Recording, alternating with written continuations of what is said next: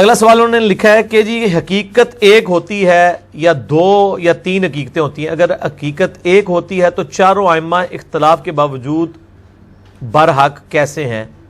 یہ تو میرے بھائی لوگوں کی منہ شگافیاں ہیں نا کہ چاروں ہی حق پہ ہیں. یہ تو بالکل اس طریقے سے ہے کہ یہ جناب گلاس ہے میرے ہاتھ میں، ایک بندہ کہتا ہے جی یہ گلاس ہے، دوسرا کہتا ہے نہیں جی یہ موٹر سائیکل ہے، تیسرا کہتا ہے جی یہ جہاز ہے، چوتھا کہتا ہے نہیں یہ کتاب ہے. تو اگر ہم کہیں گے نہیں چاروں ہی صحیح کہہ رہے ہیں، آخر یہ اتنے بڑے بڑے عالم میں صحیح کہہ رہے ہوں گے، نہیں، کہتا ایک ہی صحیح ہے. حقیقت ایک ہی ہے جو نبی صلی اللہ علیہ وآلہ وسلم نے بیان کی ہے. باقی ظاہر ہے کہ روایات آنے میں، تفسیر بیان کرنے میں بیچ میں ایسے جھوٹے راوی شامل ہوئے جنہوں نے اسلام کو بدنام کرنے کی کوشش کی، اس کی وجہ سے دین ٹیمپرڈ فارم میں بھی چیزیں ہمارے پاس موجود ہیں. لیکن صحیح اور ضعیف کا فرق ہمارے محدثین نے کر دیا. اس حوالے سے صحیح مسلم کا مقدمہ اگر آپ پڑھ کے دیکھیں، جو امام مسلم نے صحیح مسلم کا مقدمہ صحیح مسلم کا حصہ ہے جو میں نے پڑھایا ہے مسئلہ نمبر 36 کے اندر، ضعیف الاسناد اور من گھڑت احادیث کے فتنے کا تحقیقی جائزہ، امام مسلم نے صحیح مسلم کی پہلے 92 روایات اس دلیل پر لی ہیں کہ صحیح حدیث کیوں ضروری ہے اور جھوٹی حدیثیں کس طرح گھڑی گئی ہیں، اور تابعین میں کتنے بڑے بڑے کذاب ہیں جنہوں نے نبی علیہ السلام کے اوپر جھوٹ باندھے ہیں. تو تابعین میں سے یہ ابان بن ابی عیاش تابعی تھا. تو اب آپ دیکھ لیں یہ کذاب راوی ہے، اسی نے وہ روایت گھڑی ہے کہ سیدنا عمر رضی اللہ تعالی عنہ نے سیدہ فاطمہ کو شہید کیا، ان پہ دروازہ پھینک دیا، نعوذ باللہ. یہ جھوٹا آدمی ہے. تو تابعین میں بھی بڑے بڑے کذاب لوگ پیدا ہوئے ہیں. تو یہ حقیقت ایک ہی ہے. اب وہ روایتیں اگر جعلی ہیں تو ان کو اصول محدثین پہ دیکھا جائے گا.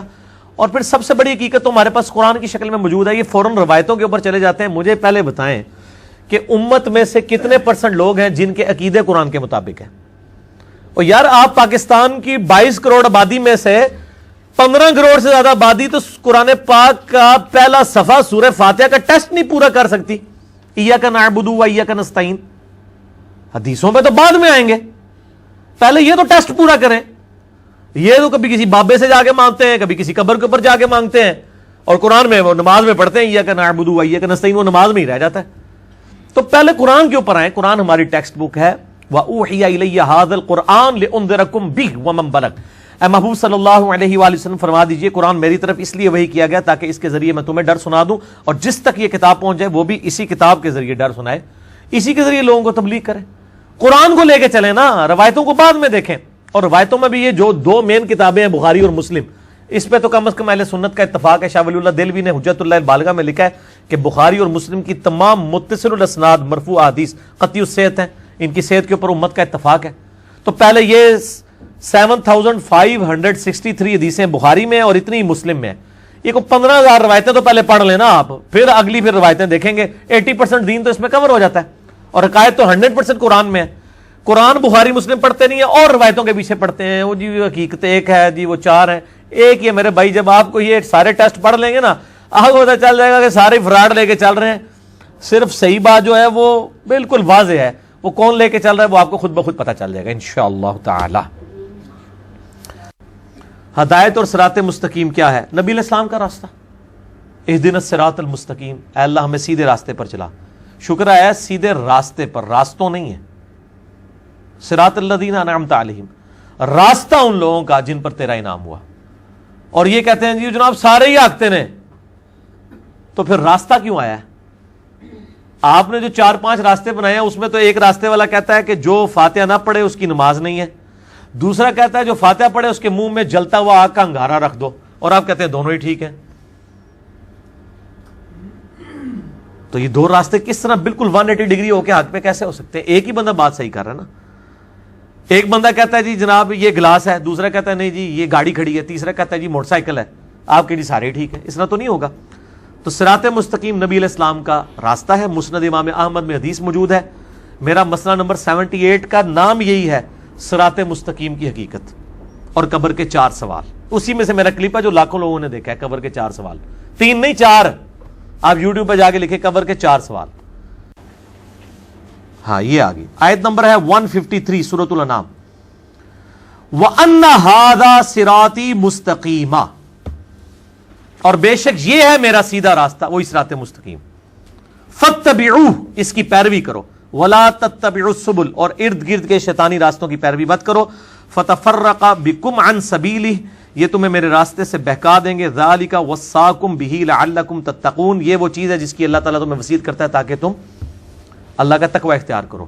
یہ آیت آپ علیہ السلام نے تلاوت کی، مسند امام احمد میں صحیح سند کے ساتھ حدیث ہے، مشکات میں شروع کا چیپٹر جو ہے نا کتاب الاعتصام بالکتاب والسنہ، کتاب و سنت کو مضبوطی سے پکڑنا، اس میں یہ حدیث ہے نبی علیہ السلام نے زمین پہ ایک لکیر درمیان میں سیدھی کھینچی، ارد گرد ٹیڑھی لکیریں کھینچی، اور پھر آپ نے یوں اس لکیر پہ ہاتھ رکھ کے کہا وَأَنَّ هَذَا صِرَاطِي مُسْتَقِيمًا یہ ہے میرا سیدھا راستہ، اس کی پیروی کرو اور ارد گرد کے شیطان کے راستے، اور آپ نے فرمایا کہ یہ ہر راستے پہ ایک شیطان بیٹھا ہوا ہے جو اپنی طرف تمہیں بلا رہا ہے، اور یہ سیدھا راستہ بیچ میں میرا ہے، یعنی نبی علیہ السلام کا راستہ اور اللہ کا راستہ ایک ہے، مَن يُطِعِ اللَّهَ مَن يُطِعِ الرَّسُولَ فَقَدْ أَطَاعَ اللَّهَ تو نبی علیہ السلام کا راستہ صراط مستقیم ہے، اور ظاہر ہے وہ وہی ہے جو قرآن حکیم کے اندر ہے۔ بس ٹھیک ہے، ہاں جی۔ غامدی صاحب کہتے ہیں کہ چاروں امام برحق ہے، وہ اس بنا پر کہتے ہیں کہ وہ کسی مسئلے کا بھی حل پیش کرتے ہیں اجتہاد کی بنا پر، آپ ان میں سے جس کے بھی مسئلے کو اختیار کر لیں وہ ٹھیک ہے۔ میں نے جواب دے دیا میرے بھائی کہ کسی کے مسئلے کو اختیار کر لیں وہ ٹھیک ہے، اس طرح نہیں ہے، دلیل کی بنیاد کے اوپر چیزوں کو لیا جائے گا نا۔ اگر ایک شخص بغیر دلیل کے یا کمزور دلیل کے اوپر بنیاد پہ وہ ایک دین میں مسئلہ کھڑا کرتا ہے، آپ دیکھیں نا امت میں نقصان پھر اس چیز کا کتنا زیادہ ہو رہا ہے۔ مثال کے طور پہ میں آپ کو بتاتا ہوں کہ بیوی کو ہاتھ لگانے سے وضو ٹوٹ جاتا ہے، یہ امام شافعی نے ایک مسئلہ بیان کیا ہے، اور اس مسئلے کی تکلیف آج تک امت کاٹ رہی ہے جو شافعی ہیں، ہم تو نہیں کاٹ رہے، ہم تو امام بخاری کے ساتھ ہیں کہ امام بخاری نے باب باندھا ہے صحیح بخاری میں، نبی علیہ السلام کی حدیث لے کے آئے کہ سیدہ عائشہ کہتی ہیں حجرہ تنگ تھا، میں سامنے لیٹی ہوتی تھی، نبی علیہ السلام نماز پڑھتے تھے، سجدے میں جاتے وقت میرے پاؤں کو ٹو دیتے تھے، میں پاؤں سمیٹ لیتی تھی، آپ سجدہ کرتے تھے، اس کے بعد جب دوبارہ قیام میں جاتے تھے میں پھر پاؤں سیدھے کر دیتی تھی۔ اس سے امام بخاری نے یہ باب اس پہ یعنی مسئلہ نکالا ہے کہ عورت کو ہاتھ لگانے سے وضو نہیں ٹوٹتا، ٹھیک ہے جی۔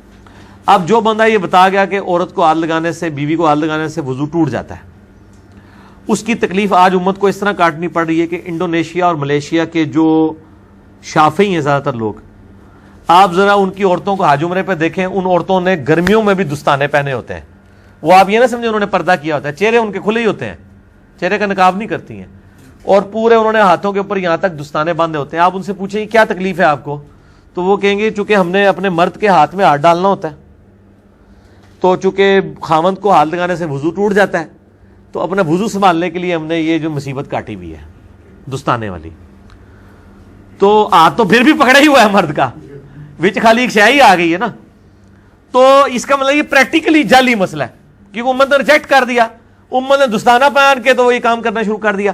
اب اس طرح کے جو جعلی مسئلے ہیں، اس طرح کے مسئلوں کا تو غامدی صاحب بھی بہت مذاق اڑاتے ہیں، جب وہ مذاق اڑا رہے ہوتے ہیں تو اس کا مطلب یہ ہے کہ امام حق پہ نہیں ہے وہ اس مسئلے میں، ورنہ تو خود عمل کر رہے ہو نا، وہ خالی نہ صرف ان چیزوں کو غلط کہتے ہیں بلکہ ان کا مذاق بھی اڑاتے ہیں کہ یار کتنی فضول سا مسئلہ ہے یہ، ٹھیک ہے نا جی۔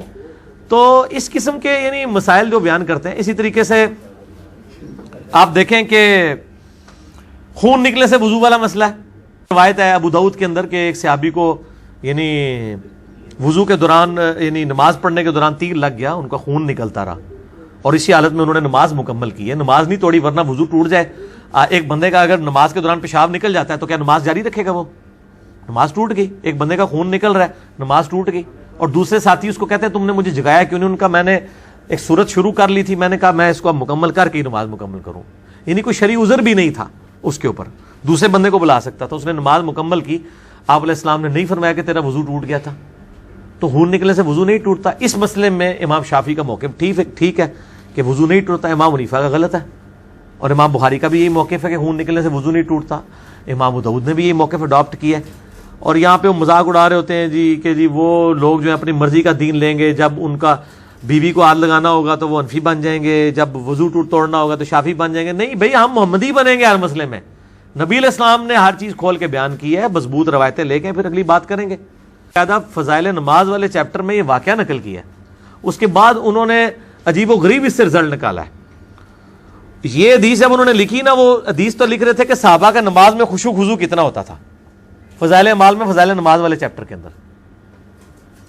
اب ان کو فوراً فکر پڑ گئی کہ یہ اگر کسی نے واقعہ پڑھا تو ہمارے بابا جی اسٹیک پہ لگ جائیں گے جنہوں نے ہمیں یہ بتایا کہ وضو ٹوٹ جاتا ہے خون نکلنے سے.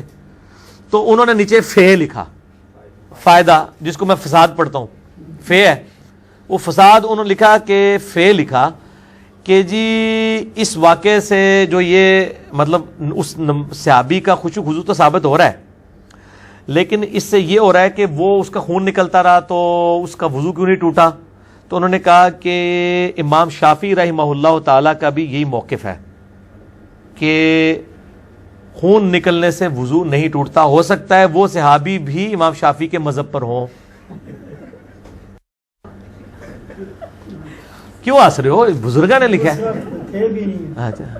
تھے بھی نہیں, لیکن وہ اس کی تعویل کریں گے, وہ کہیں گے یہ اصل میں آپ کو سمجھ نہیں آیا. انہوں نے کہا ہے کہ اس صحابی نے بھی اجتہاد کیا جیسا کہ امام شافعی نے اجتہاد کیا, تو اجتہاد میں دونوں برابر تھے. شیخ صاحب اصل میں یہ کہنا چاہتے تھے, شیخ صاحب جو کہنا چاہتے تھے وہ انہوں نے فضائل اعمال کے مقدمے میں کہہ دیا ہے.